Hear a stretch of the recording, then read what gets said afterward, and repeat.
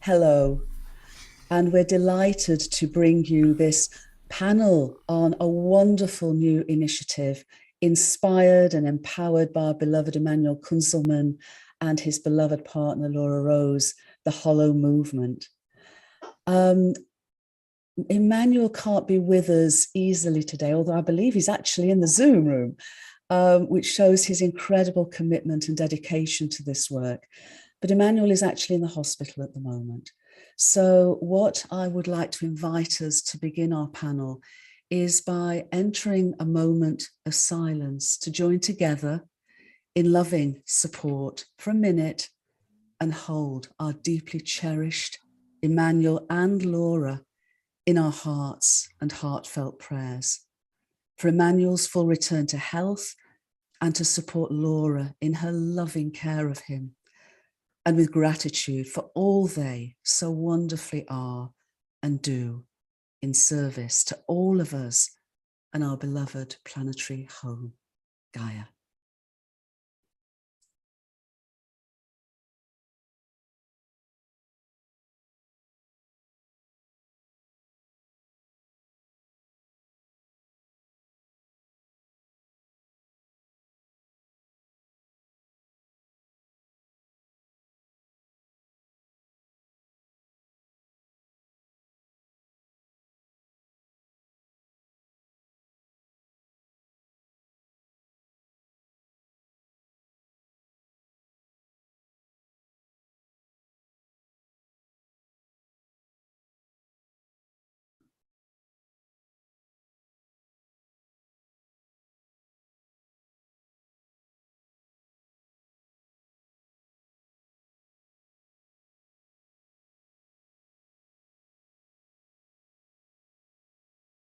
Thank and bless you all, and thank and bless you, Emmanuel and Laura.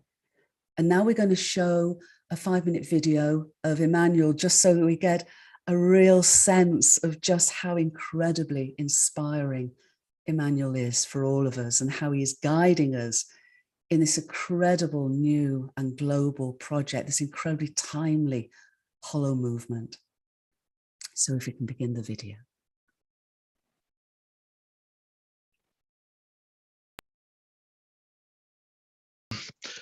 Well, yeah, it's a 50-year story here, really, that began with me when I was a freshman in college, and I had a sociology professor put forward a challenge to us. He showed all the exponential graphs on a board of climate change and technological growth and deterioration of the planet, and graphed it over time and the quantity of things. And we have this exponential curve where the quantities are increasing dramatically and showing that really time is running out on us. That was 1970, 50 years ago. But I had an epiphany in that class, and he gave it to us in an assignment. He said, this generation, this is what you're facing. Your challenge is to solve this graph showing that we're running out of time and figure out the solution. And I give you that as a lifelong purpose. Well, I took that seriously, and I've dedicated the last 50 years of my life to pursuing that purpose, to find solutions before we run out of time. And I realized at the moment that it had to do with bringing people together, somehow creating a hub to keep the activity concentric and moving towards and coordinating with each other over time.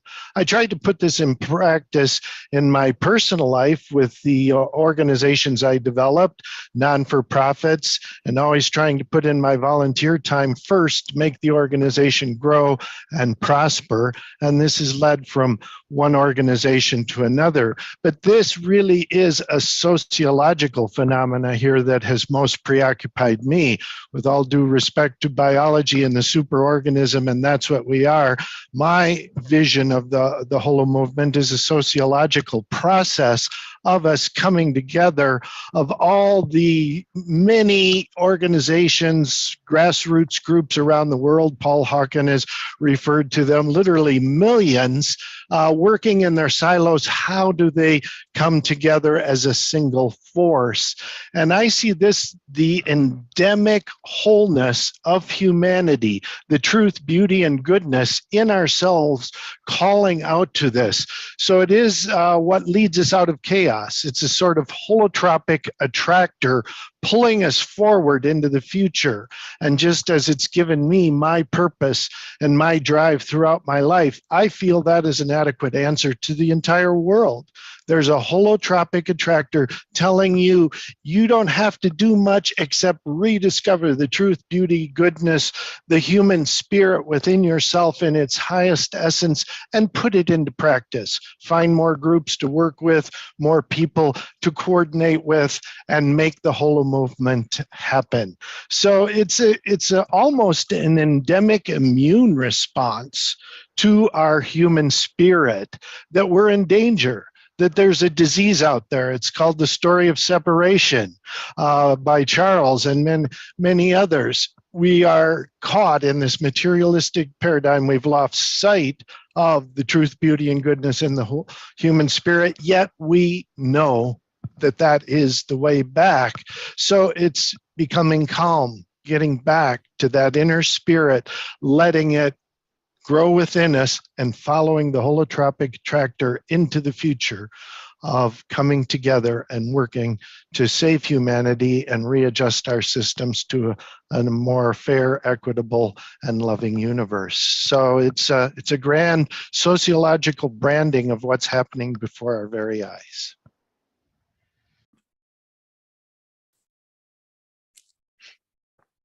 Thank you, Emmanuel. As always, that was wonderful.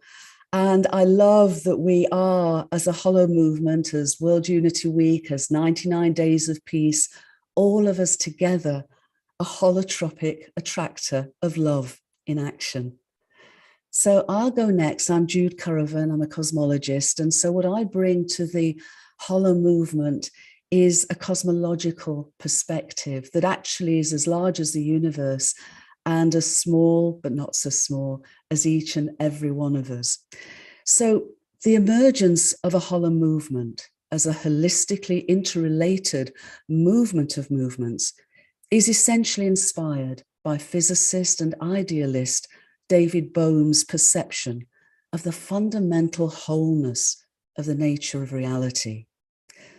Yet, as Emmanuel said, until now, our collective worldview would have been unable to stand with Bohm to underpin and frame a Holo movement initiative, as we've based our global perspective of the world on materialist science and mindset of separation.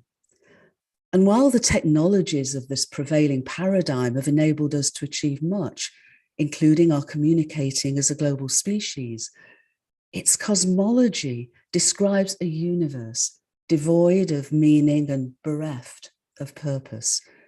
It considers evolution as driven by random occurrences and mutations, and treats immaterial mind and consciousness as somehow arising from material brains.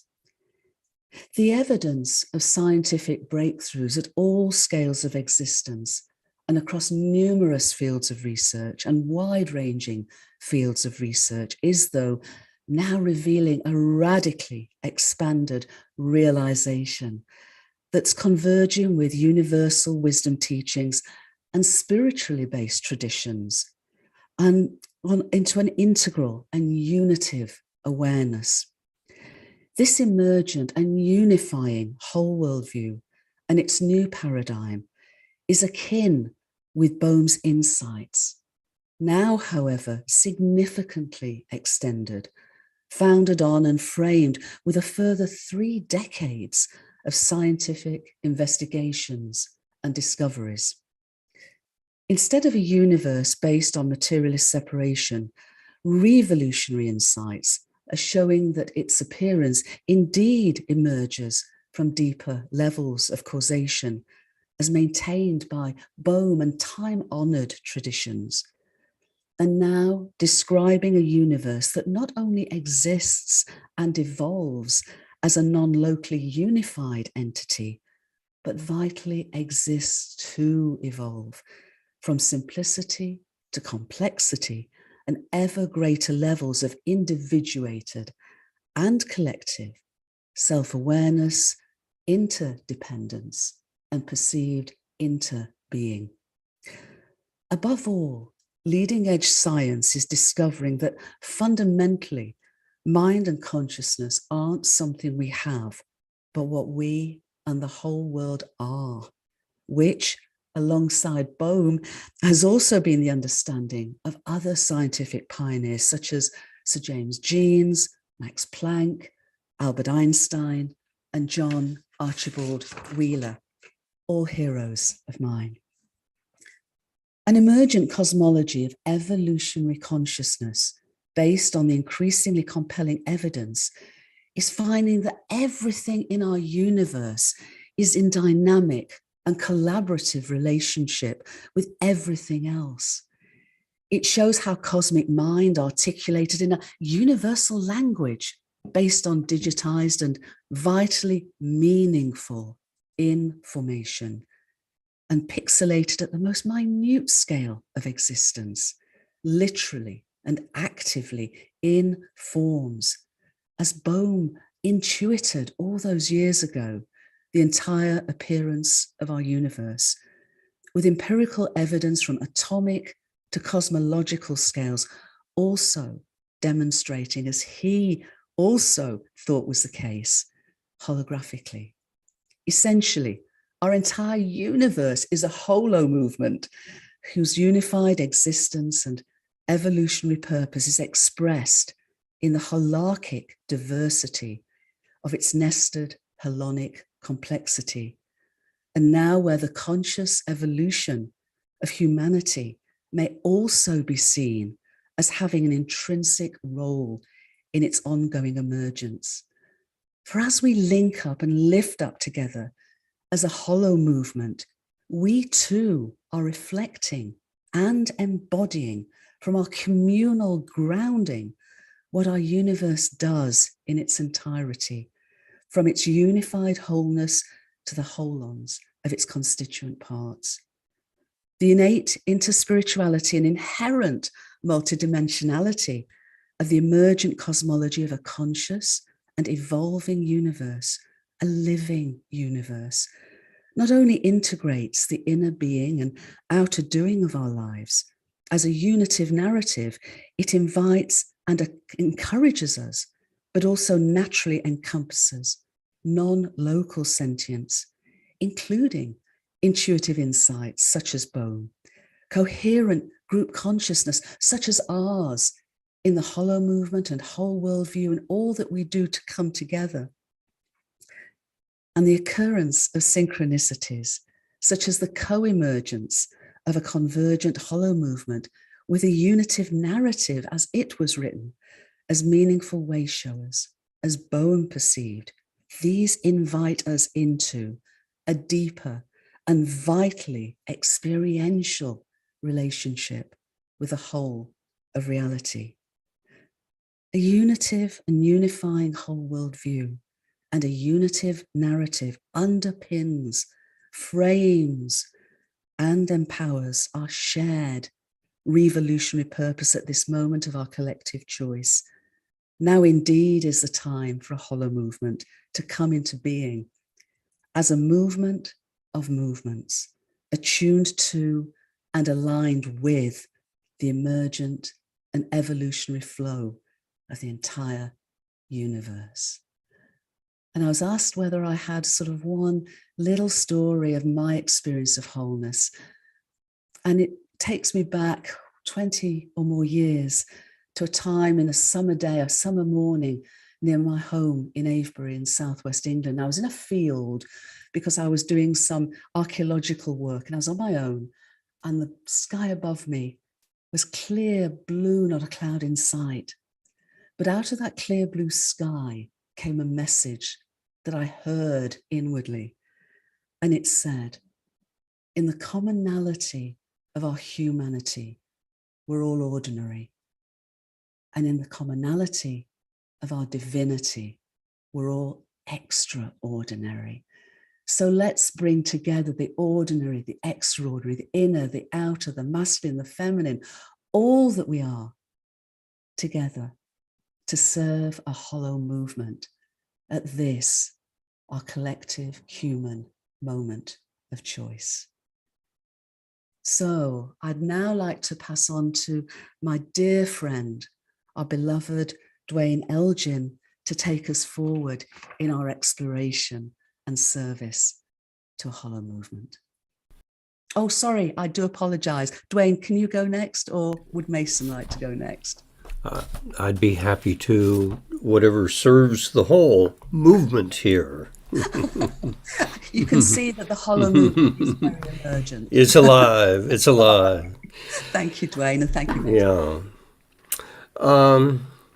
Let's see. So I so resonate with the vision that Emmanuel expresses, a sociological force for finding our common humanity and a way forward in these transitional times. And the question is, how do we do that? How do we find our collective voice and consciousness and bring it into the world together at this time? And so I've been working for several decades, really, on an initiative I'm calling Earth Voice. And it's utterly simple. It's finding a way to use the technology that is readily in our hands to give ourselves a common voice for our common future, and to do so inviting in our deep humanity, our deep spirituality, and our sensibility that it is time for us as a species to move from our adolescence and into our early adulthood, to begin to take responsibility for the well-being of the earth as a collective whole. And people say, well, that's all well and good. But how in the world do you do that? That just sounds impossible to do something like that. And what I do is I hold up one of these, a cell phone. It turns out right now, 65%, 2/3 of the people on this planet have one of these, a cell phone. And by the end of this decade, it will be 3/4 of the people on the planet. 7 out of 10 people will have a cell phone. So we hold the future in our hands. Literally, we hold it in our hands. Because with this technology, we can reach out and communicate with a substantial majority of the people on the planet.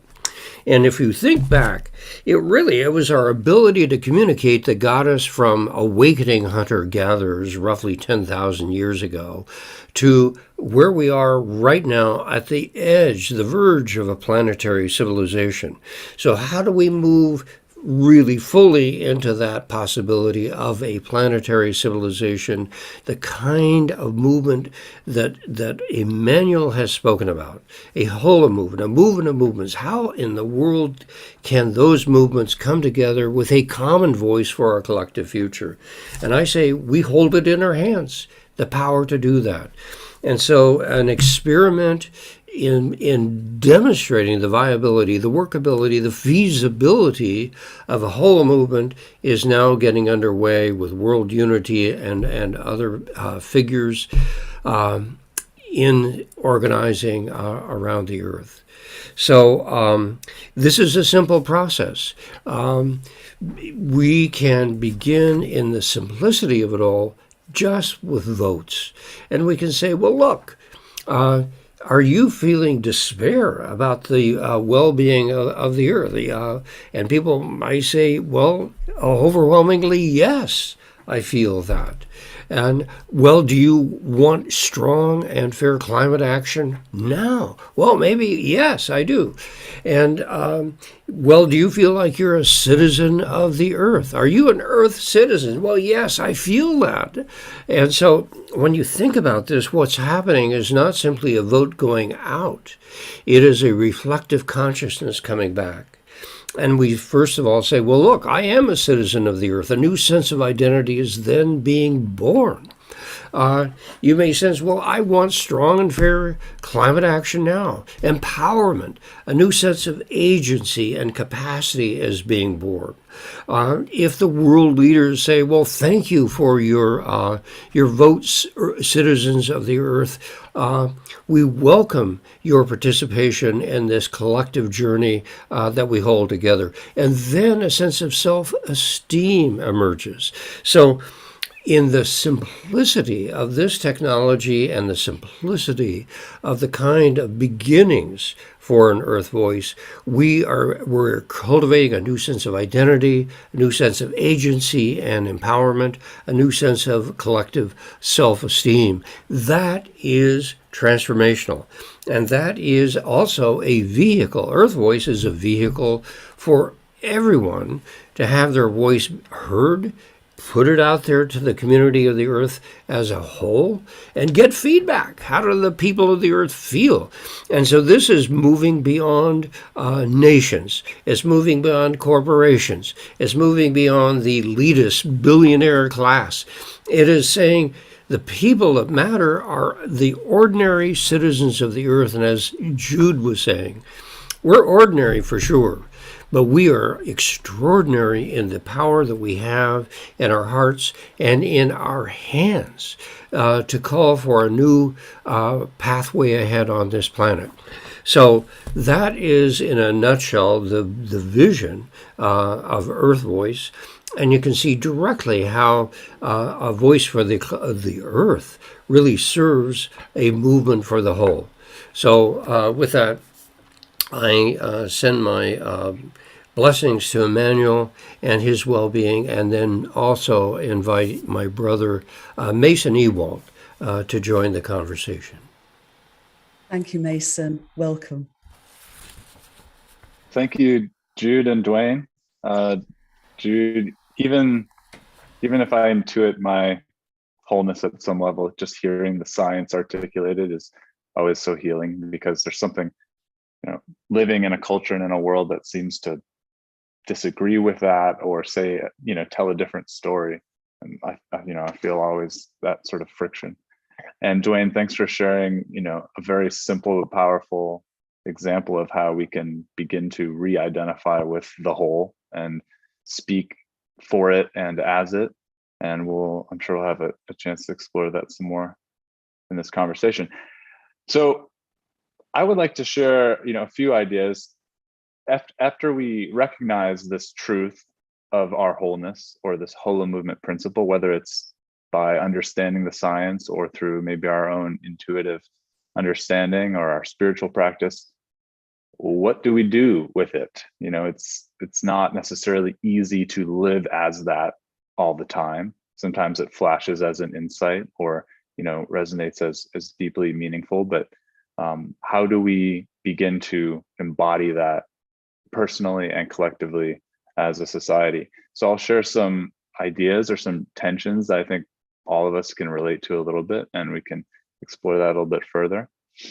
One of those tensions or like enduring polarities might be something that like trusting our inherent wholeness, in the sense of surrendering or learning to listen to that, as opposed to acting first. It's a different kind of living, where we're sensing what the whole wants, or what is emerging through us. But at the same time, we want to stay active. We want to keep, our agency. We want to be a force for good. So balancing that listening and that trust with action is something that I'm constantly working with.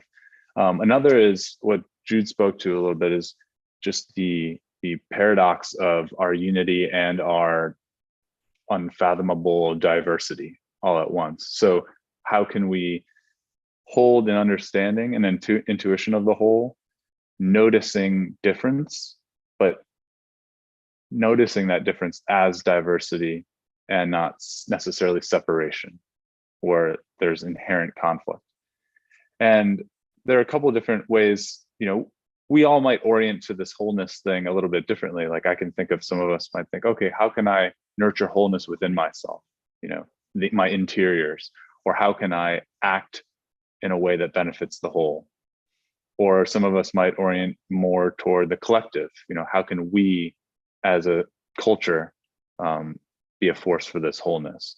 The way we are together through our relationships and the way my tribe, interacts with, an so-called other. And some of us like to hold the big picture view of our systems. How can our society, our structures, our tools and technologies, work toward wholeness in a different way? And each of those components, I think, have a lot to offer. And there might be a way for us to all practice those in different ways. So, for example, personally, we can have a cognitive understanding of the science or the reality of wholeness. And we can also realize that needs to be embodied somehow. It needs to be like lived. So how does that begin to actually, inform my way of being during the day? So this is something that I take on as, try to take on with humility as a practice. So that can be something that we nurture spiritually through whatever spiritual practice we have, knowing that, underneath our unique personalities, there is this unified consciousness that's, beating our hearts and, thinking our minds and being who we are.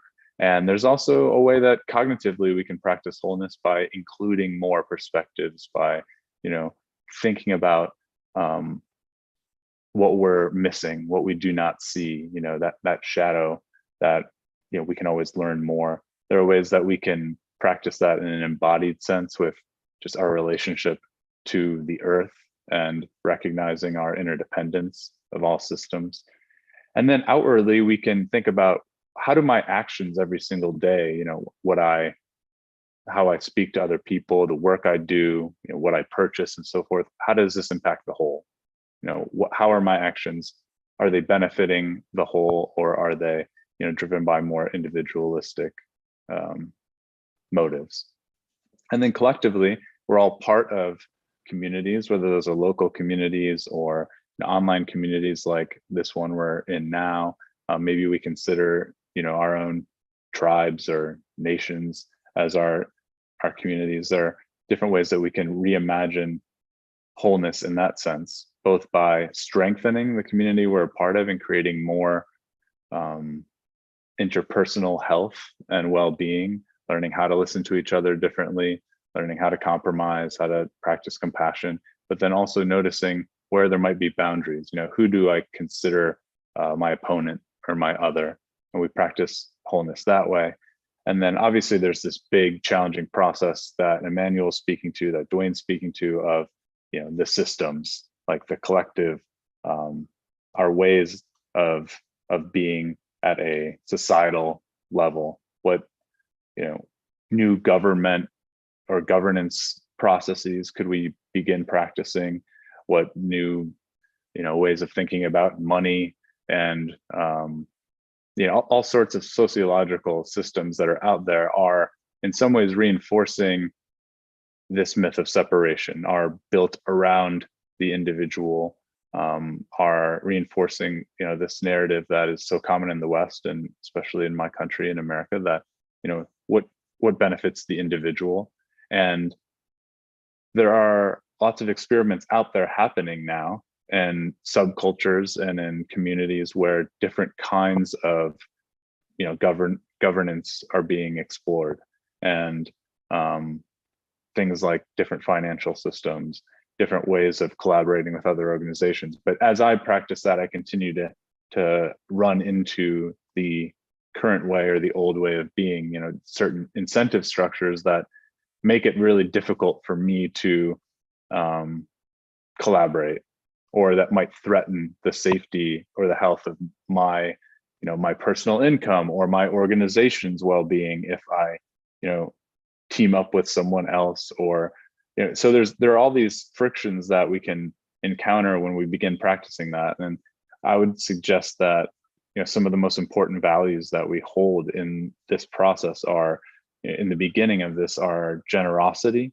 and spirit of experimentation, because for those of us who are wanting to bring about this new way of being, we're not going to be able to, overnight, reinvent all of these systems. It's going to be a challenging process. It might get messy, but if enough of us are holding true to that North Star, we can begin offering, whatever help we can to our neighboring organizations. We can, begin helping each other by sharing resources, tools, funding, and so forth. And that's part of what we're trying to do, as a group here with the Holo movement, is exemplify that, or at least experiment with it a little bit more, so that we can have insights along the way and share those with other organizations. As Manuel said, there are hundreds of thousands or millions of groups working with very similar intentions, and there's not necessarily a lack of interest in collaboration, but it's not always so clear how that's going to happen with us retaining our own health as a group. So the more we can be in that question together, the more we might notice what some of those obstacles are and try out different ways of solving that, so that teams that want to work together can do that without feeling a sense of dilemma or threat to their own project. So those are just some different tensions I'm encountering as I begin to practice this, and as a director of an organization who's wanting to collaborate more, those are some of the things that we wonder about. And I'm sure many of you will have insights, comments, questions that are similar, but we can just carry on the conversation, and maybe we'll encounter some new ideas here. So maybe I will turn it back to Jude for now.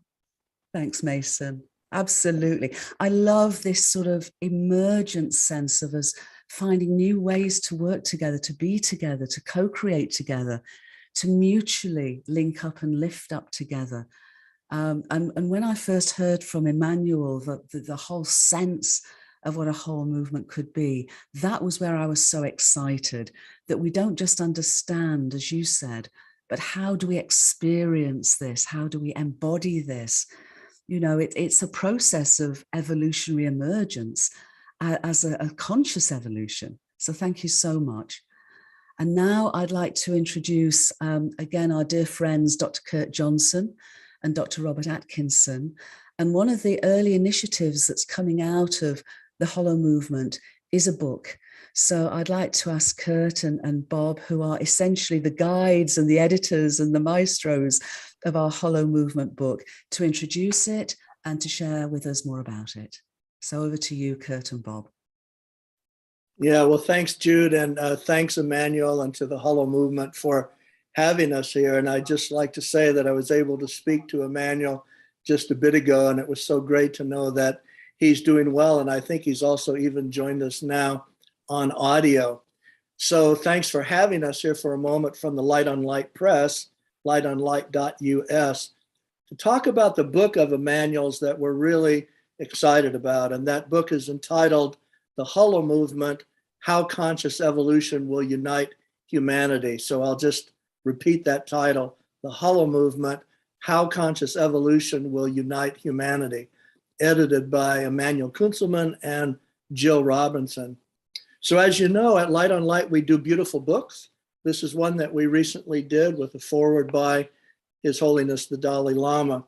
And why do we do books? Well, books anchor a vision. And if you can pardon the pun, they actually give a vision a long shelf life. And that's what's important when we're thinking and moving for this long-term transformation of the world. So now I'm going to ask our Light on Light's acquisitions director, Dr. Robert Atkinson, himself a two-time Nautilus Award winner, to show you our most recent Nautilus Award-winning book, Global Unit of Healing, and then to tell you about who are the luminary contributors that are going to be in this book being edited by Emmanuel and Jill that we're so excited about. So over to Bob Atkinson. Thanks, Kurt. Yes, our recent Nautilus Award-winning book is Global Unit of Healing by Dr. Elena Mustakova, with a foreword by Ken Wilber. And we're really pleased to move on to this project on the Holomovement book, and especially excited about the contributors to this forthcoming book that, as Kurt said, is edited by Emmanuel and Jill. And some of those contributors will be Ben Bowler, Kurt Johnson, Dr. Jude Curvan, Dr. Irvin Laszlo, Greg Braden, Joni Carley, Lynn Twist, Jonathan Granoff, Dr. David Sloan Wilson, Dr. Tamsin Woolley Barker, Dwayne Elgin, Dr. Shamini Jain, and Reverend Deborah Maldau. This is a book on the Holomovement that will help bring about a worldview shift that places the whole above all its parts. And it will help us live our lives according to this reality of wholeness, as well as to reunite the many into the one. The Holomovement assures us that there is always a synergy that exists between all the parts within the whole, whether we're aware of it or not.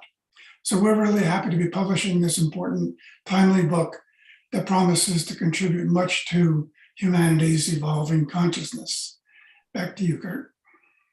Great, thanks so much, Bob. And we at Light on Light Press are going to be really happy to keep all of you in the loop on the process of this book. And so in advance, a big congratulations to both Emmanuel and Jill. And it's really, it's been a pleasure to work on this visionary book. Back to Jude.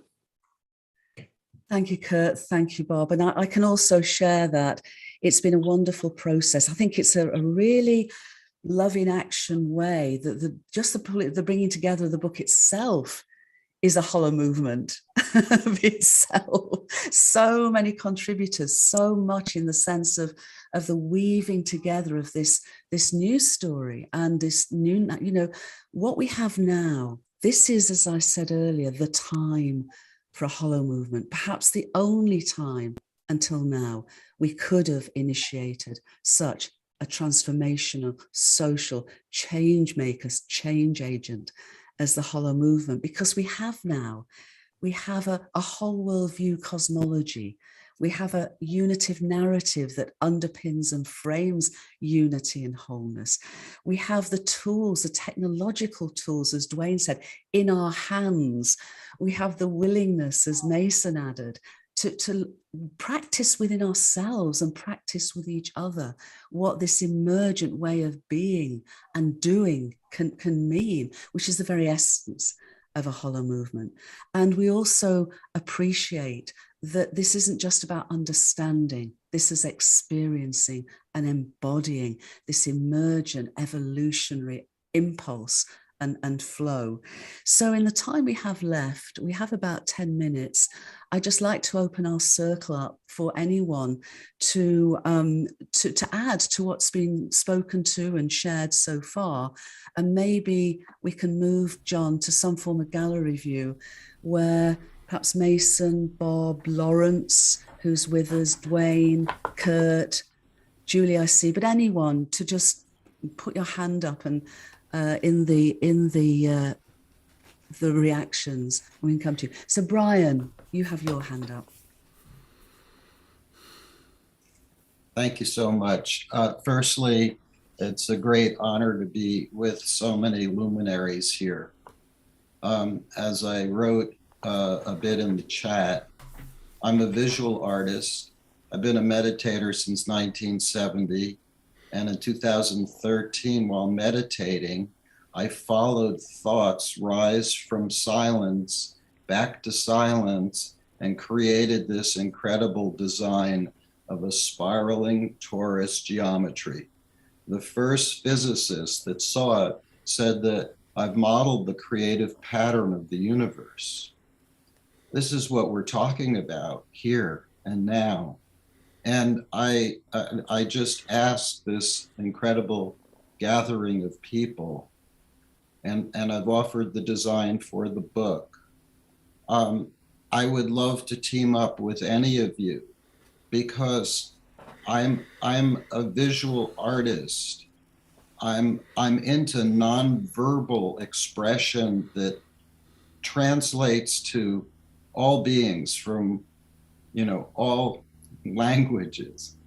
And I don't need to say more other than this design led me to create our city as an international city of peace. And that's what my life is about.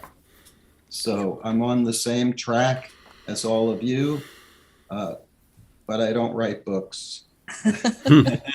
But you create these incredible visuals, Brian, and truly cosmologically, we're looking more and more that the whole cosmic hologram is a torus, is a dynamic torus. So, you know, again, the power of intuition is so powerful and to be contributed. And I notice in chat, we have your email, brian@awakeningpeace.org. So thank you for that. Thank you. Thank you all. Anyone else would like to either put your hand up or put your hand up in the chat to continue our exploration together?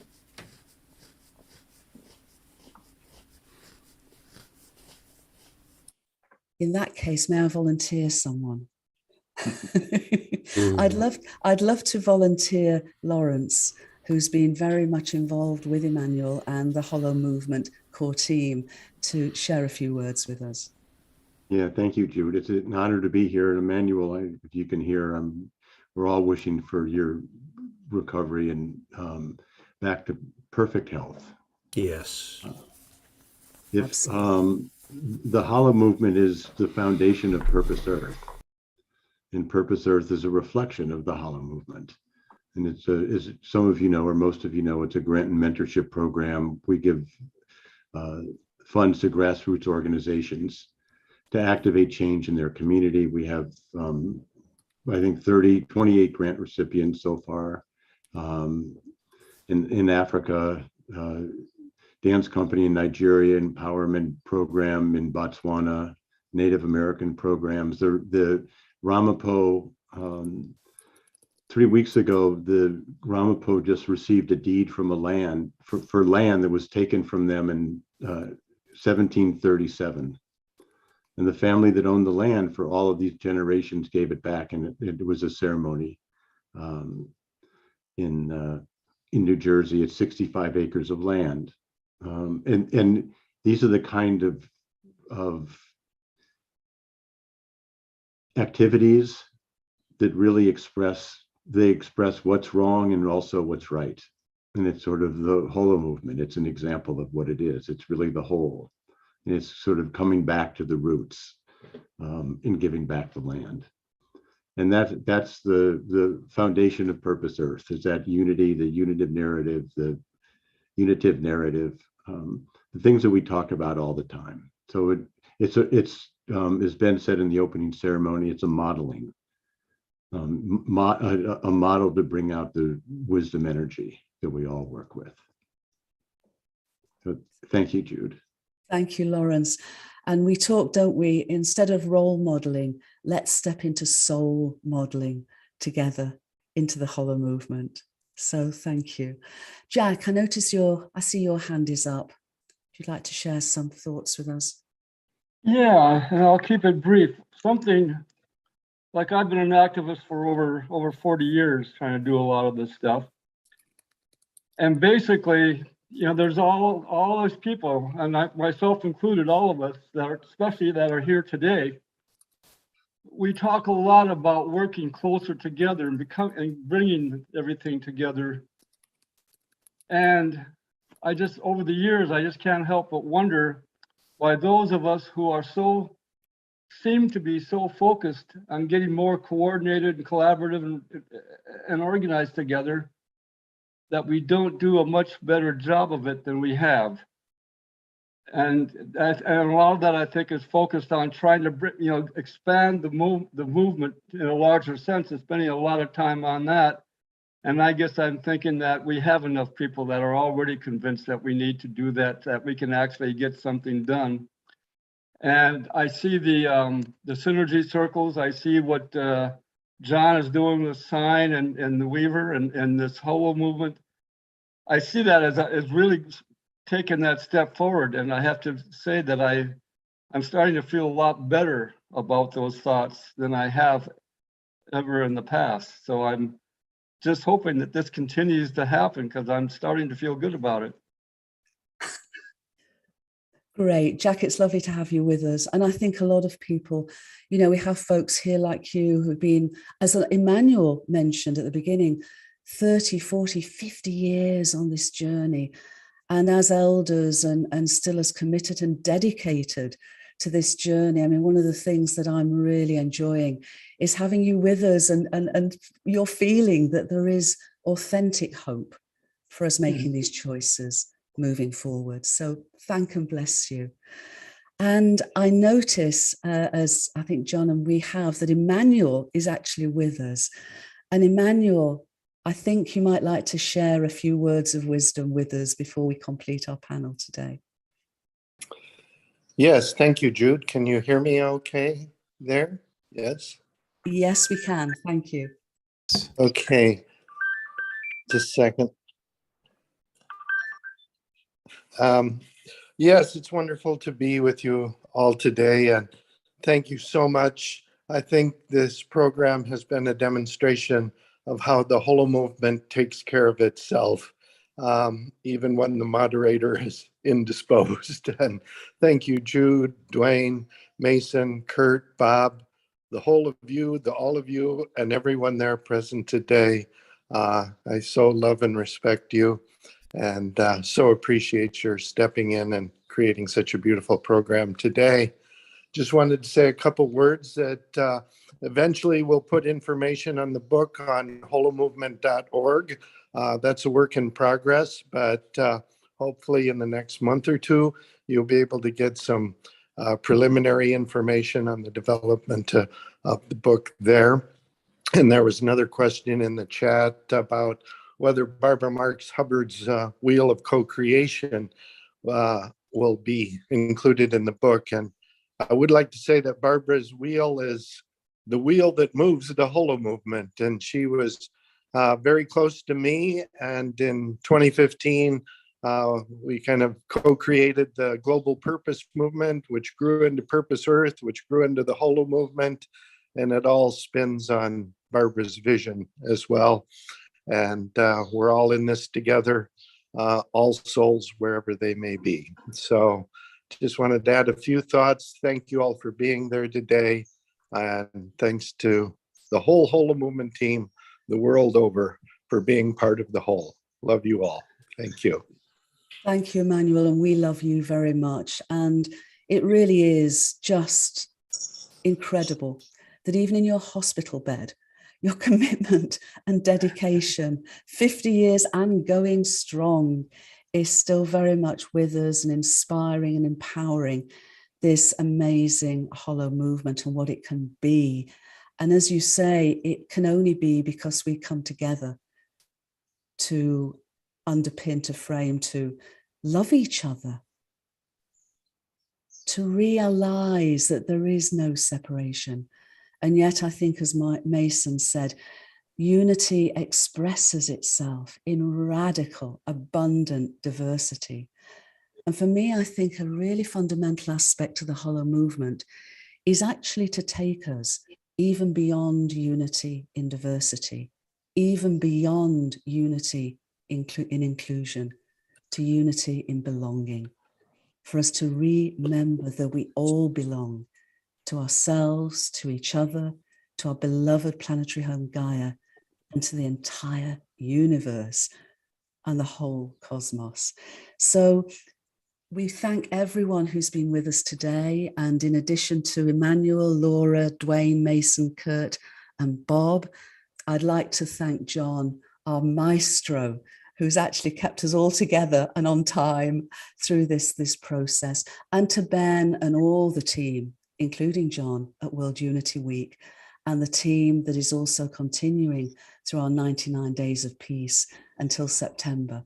We are building together. We are linking and lifting up together. And I thank you all for doing so and being with us. Good night, everyone. Thank you.